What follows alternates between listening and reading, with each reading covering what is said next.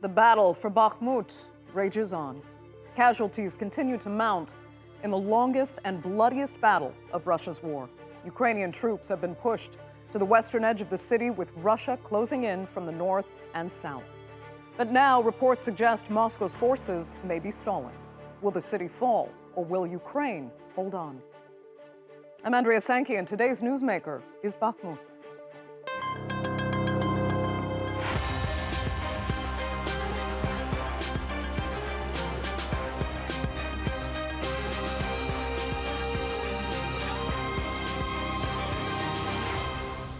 Well, analysts say Bakhmut has little strategic value, but the small industrial city has become a focal point in the war between Russia and Ukraine. Of its 70,000 population before the war, only about 7,000 remain today. Moscow is in dire need of a victory, and it's hoping Bakhmut will be just that. The Wagner Group, a paramilitary organization, is leading the charge there. Its founder and chief, Yevgeny Prigozhin, has staked his reputation and that of his private army on seizing Bakhmut. But recent reports say they may have stalled. Let's take a closer look now at the situation on the ground. The fight over Bakhmut has reduced the eastern Ukrainian city to ruins. A city with a pre-war population of 70,000 is now deserted. Where should I go? Where will I sleep at night? And it is not clear whether there will be more shelling. People are afraid to sleep at night here. Russia and Ukraine have reported inflicting heavy losses over the past few months. Ukraine's President Volodymyr Zelensky says more than 1,000 Russian forces were killed in just the last few days. But NATO Secretary General Jens Stoltenberg says this isn't stopping Russia from sending even more troops into battle. And over the last weeks and months, we have seen fierce fighting in and around Bakhmut. And what we see is that Russia is throwing in more troops, more forces. And what Russia lacks in quality, they try to make up in quantity. Moscow has been trying to capture the Ukrainian city for months, with the Wagner mercenary group at the center of its attack. The group's leader, Yevgeny Prigozhin, has recruited thousands of convicts in the hopes of securing a win for the Kremlin that has eluded regular Russian troops. But despite gaining control of the city's east, they have so far failed to encircle it. The situation in Bakhmut is tough, very tough. The enemy is fighting for every meter, and the closer we are to the center of the city, the harder the fighting, the more the artillery is shelling at us, the more tanks appear. Both sides are pouring significant resources into this fight. For Russia, capturing the city would bring it closer to its goal of gaining control of Donetsk, one of 4 Ukrainian regions that Moscow illegally annexed last year, after what's been called a sham referendum. But for Ukraine, the city is an emblem of resistance. Zelensky says the country's future depends on the outcome of the battle raging around Bakhmut and in the east. The situation in the east is very tough, very painful.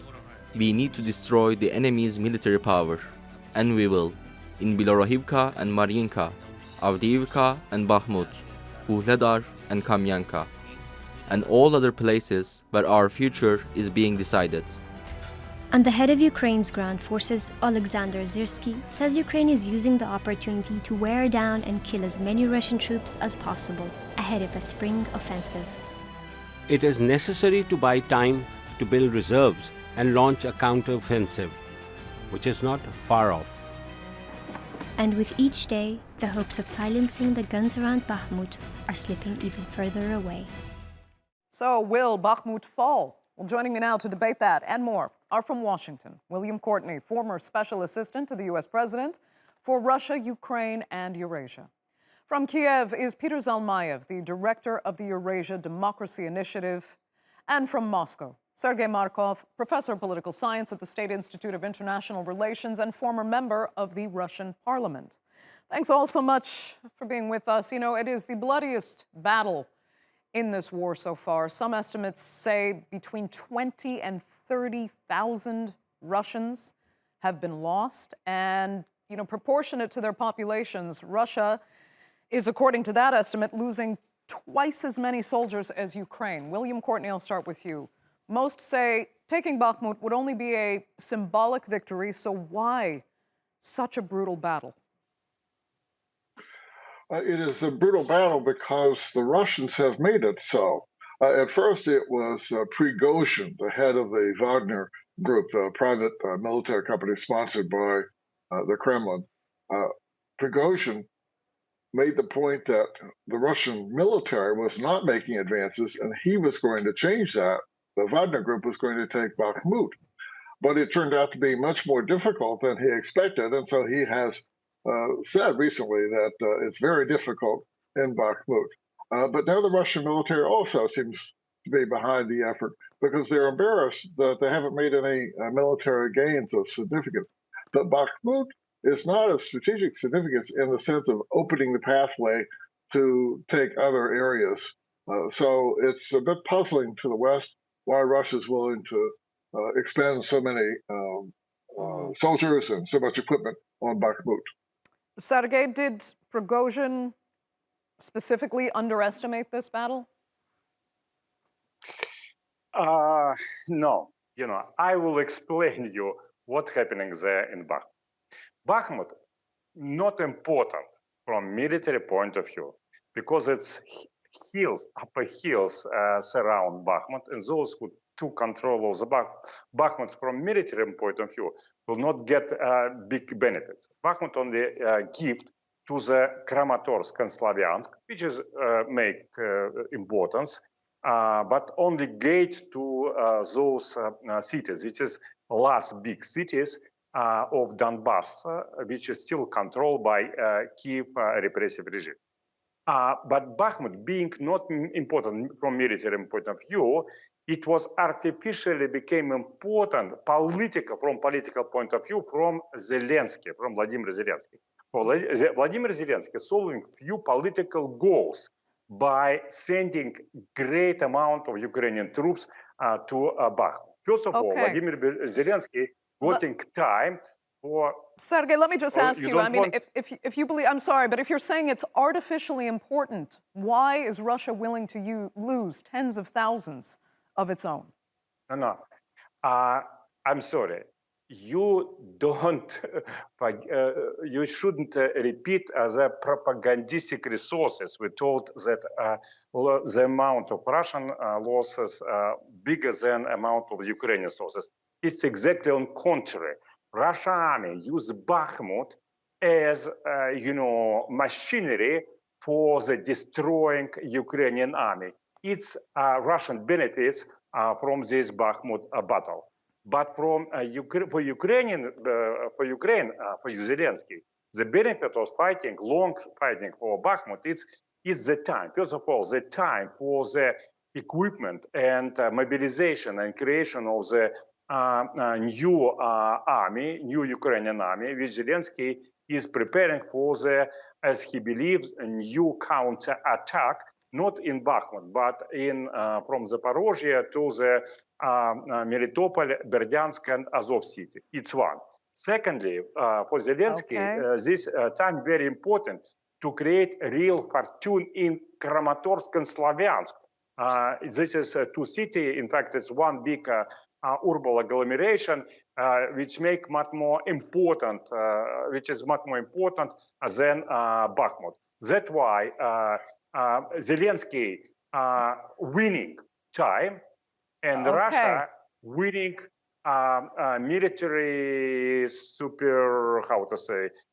benefits, destroying, killing a lot of Ukrainian soldiers. Okay, let me ask Peter about that, though. I mean, is there some truth to that Zelensky is effectively using the battle over Bakhmut as a stall tactic? Peter. Well, I would just counter what the previous speaker said, that it is indeed Vladimir Putin's prestige that's riding on this outcome of the battle for Bakhmut. Contrary to what every military expert would tell you, and that is true, Bakhmut does not hold any specific military significance or value, but it is a political order. But it's not coming necessarily from Kiev as much as it is from Moscow, considering that Moscow has indeed spent tens of thousands of dead soldiers and deployed untold amount of artillery to try to capture the city since May. Mr. Markov can say all he wants about the true, ratio of losses, but everyone knows that it's the attacking side that loses usually 2 to 3 times more than the defending side, considering that now battles are taking place inside the actual city. The entire world has seen these fields around Bakhmut littered with corpses of Wagner's soldiers, among others. The thing is just that the Russian Federation is not counting its dead, especially when they have been recruited from prisons. Their lives are worth nothing, and we've heard reports that some of them are incinerated in portable crematoria so as not to be, accountable. So this is just by way of And when we talk about Slavyansk and Kramatorsk, the next 2 big cities, if it took the Russian army so far to try to advance to the middle of Bakhmut this long, forget about Slavyansk and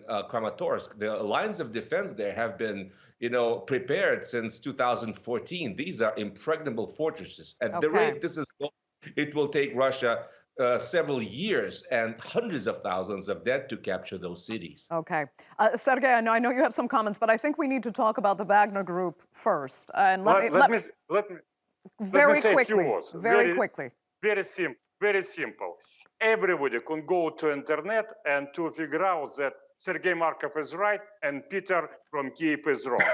Because just figures of the World War II show very well that the number of killed soldiers it was much more bigger on those sides, which has. To be fair, I think you can find anything you want on the internet if you look in the right places. But okay, fair enough. William, Courtney, I'm going to turn to you because I need to ask, and Sergey, don't worry, I will get your opinion on this as well. I'd like Peter's too.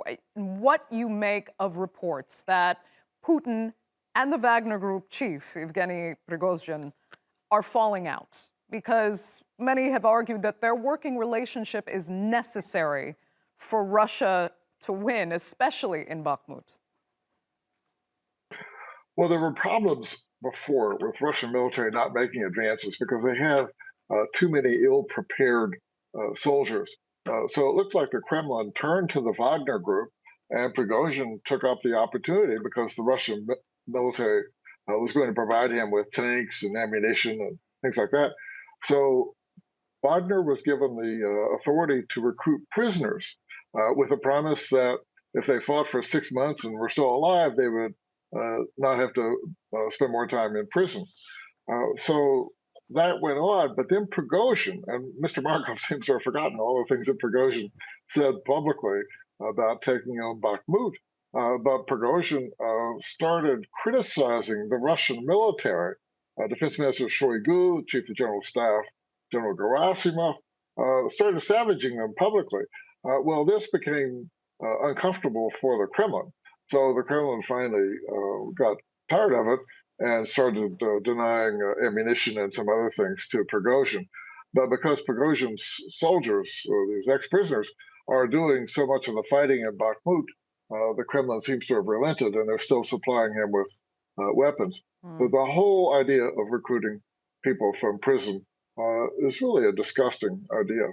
Sergey, I'll let you comment then on what you think the status of the relationship is now between Putin and Prigozhin, because if they don't work together, it doesn't bode well for Russia's strength militarily in Ukraine, given how much it seems Putin has been relying on the Wagner Group to do the work there.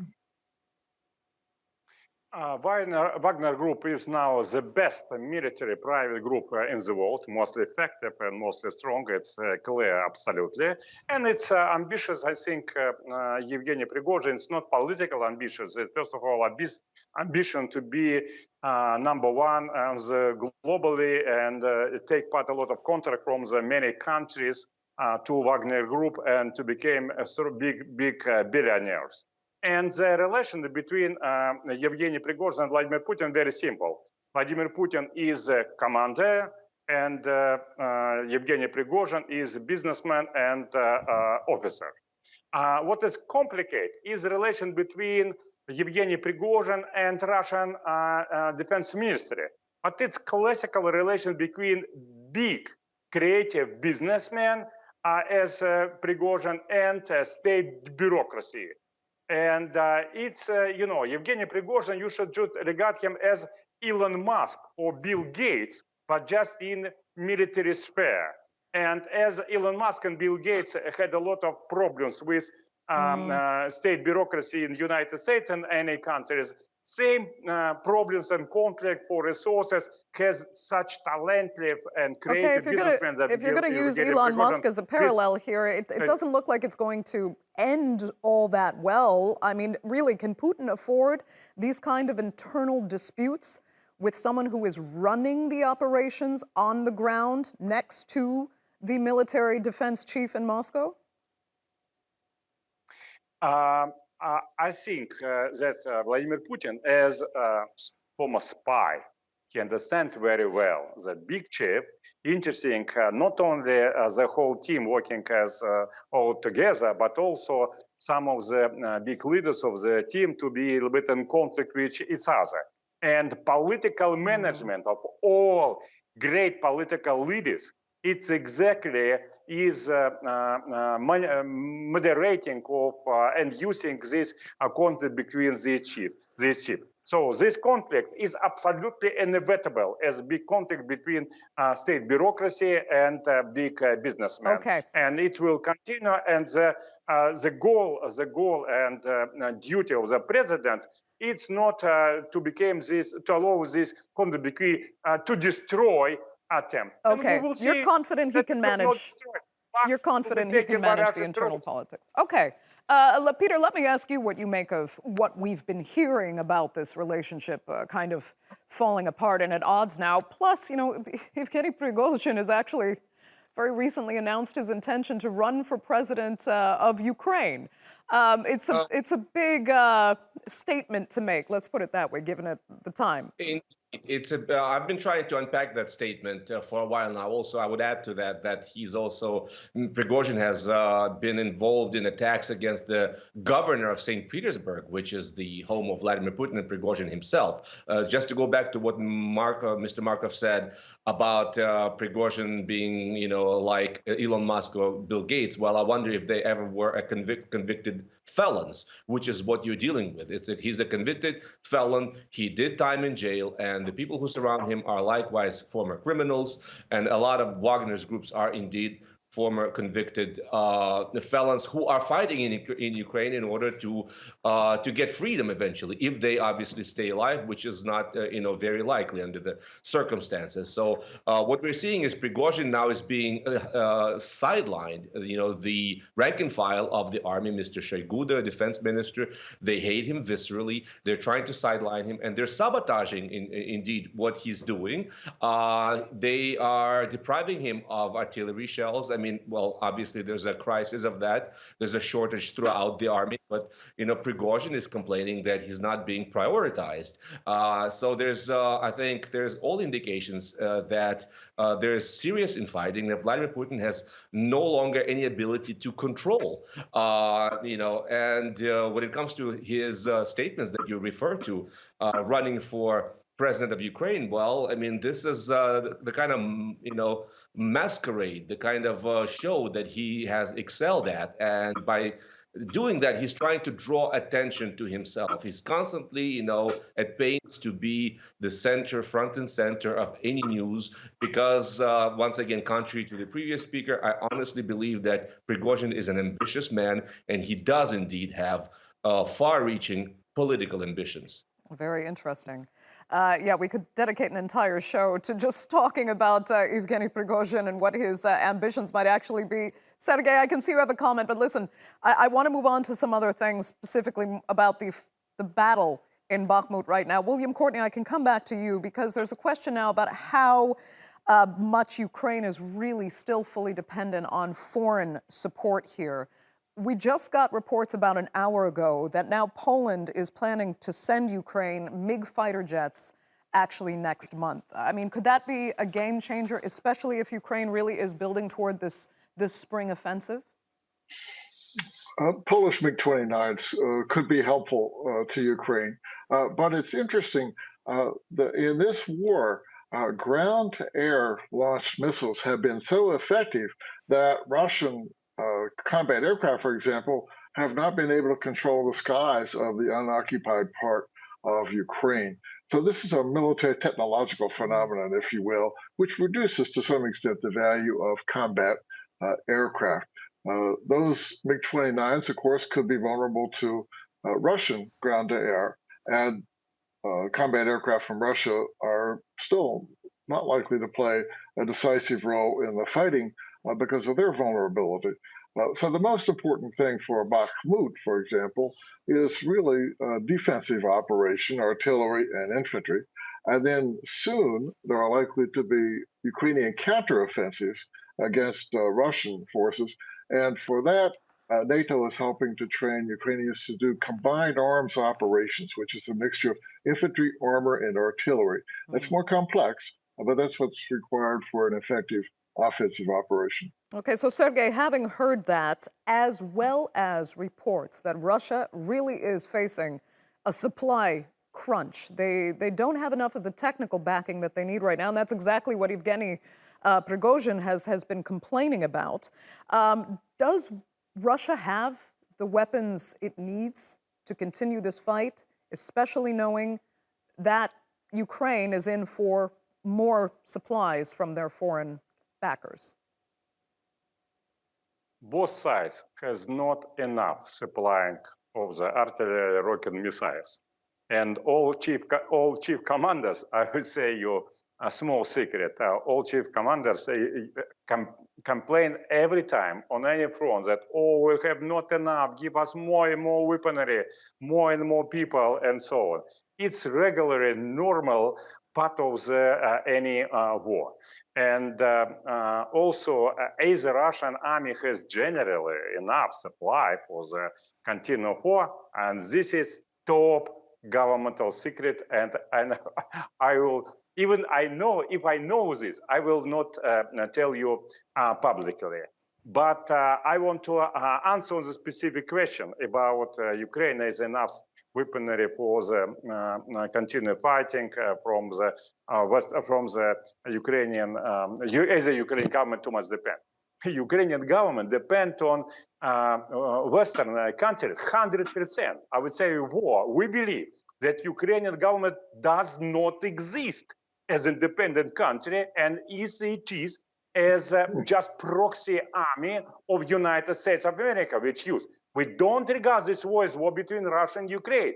We are Russians, which is part of this war. We regard that we're liberating Ukraine from occupation from United States of America, who imposed to Ukrainian people repressive puppet regime. It's our understanding of this war.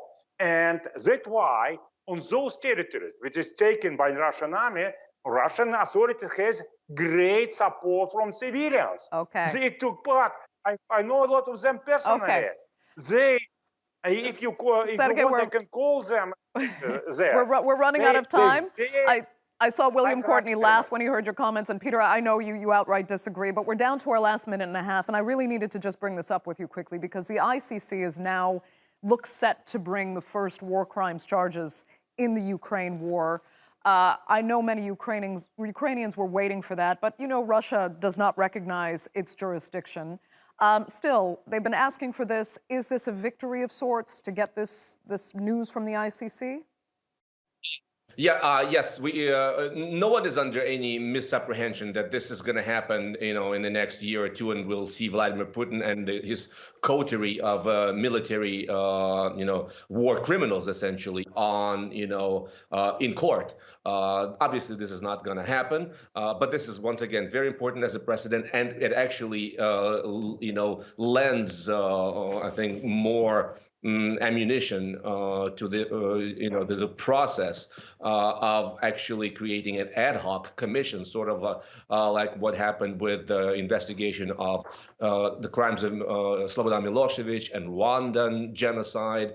We are talking about an ad hoc kind of court mechanism which would investigate Russia's war crimes in Ukraine specifically. And we already have more than enough documentation, and more than enough Western officials, UN officials have said point blank that what we're dealing with is a form of genocide and definitely a war crime. Okay, Peter, that will have to be the final word. I'd like to thank, as always, all three of my panelists really so much for being with us on this edition of The Newsmakers. Our viewers, of course, for joining us as well. Remember, you can follow us on Twitter, and do be sure to subscribe to our YouTube channel. I'm Andrea Sankey, and we will see you next time.